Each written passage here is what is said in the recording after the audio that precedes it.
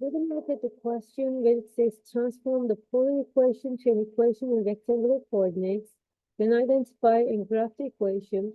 So we have r times secant of theta is equal to f(phi).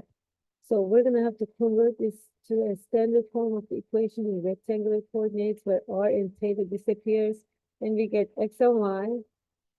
And then after we get the rectangular equation, we're going to choose which graph belongs to this rectangular equation. Again, I'm going to click on this, get more help, and help me solve this so that I can also understand the lesson. So here it gives me the equations we need. From polar coordinates, polar equations to the rectangular equations, we have to know these relationships. R squared is equal to x squared plus y squared. X is equal to r times cos theta. Y is equal to r times sin of theta. Tangent of theta is equal to y over x. So we may not need all of this, but it's very helpful that we know all these relationships. Now, so since r times secant of theta equals 5 does not contain the functions like sine, cosine, or tangent, and we have all the relationships in sine and cosine and tangent, it's helpful to convert the equation to a form that does have one of these basic functions. So we're going to change secant to its replacement. As you know, secant is always reciprocal of cosine. So first it's asking me, instead of secant, what else can you use?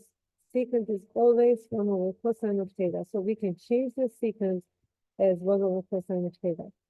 Then the problem changes r times, instead of secant of theta, we can just write 1 over cosine of theta is equal to f(phi). Now, if you multiply both sides of the equations by cosine of theta, what's the reason we want to do this? So the top cosine theta and bottom cosine of theta, they cancel out. And then we only get r on the first side, and we get the 5 times cosine of theta on the right side. So this is what we get, r equals 5 times cosine of theta. Now, in order to use the conversion equations as they are, without further mathematical manipulation, we're going to multiply both sides by r, because as you know, I have the x is equal to r times cos theta, so I can catch that if I multiply both sides by r. So multiplying both sides by r, I'll get r squared and 5r cosine of theta. Now we can see some relationship between polar form and exponential form. Which equation is the simplest choice to transform the left side?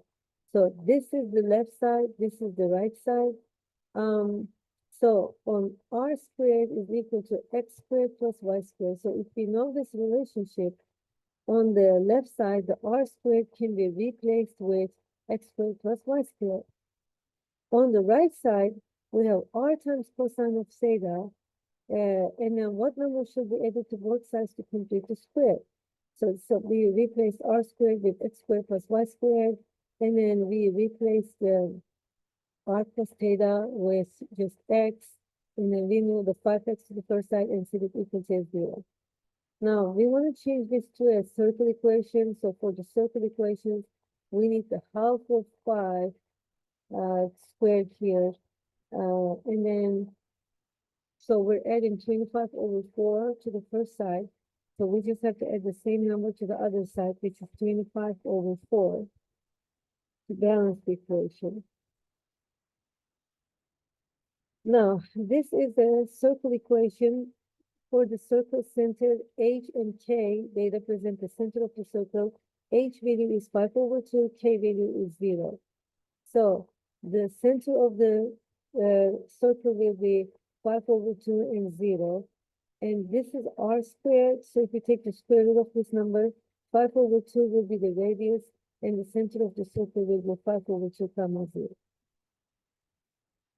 And now once we know what are we looking for, we're looking for a circle whose center is at positive 5 over 2 and 0. So when I make this one bigger, option A bigger, so here for the circle, x value is at 0. But what I need is for the center, I need 5 over 2. So let's make this one, the second one, bigger. And this one, just the center is at 0, 0, so this cannot be the answer. Third one, okay, the center looks like 2.5 and 0, yes. And then the radius is 2.5. So this is gonna be the answer, C will be the answer. But just in case, let's just check the D. So what's wrong with D is for D, the center is like -5/2, but we need +5/2. So we're gonna choose C, and this is how we're gonna choose the graph for this polar plot.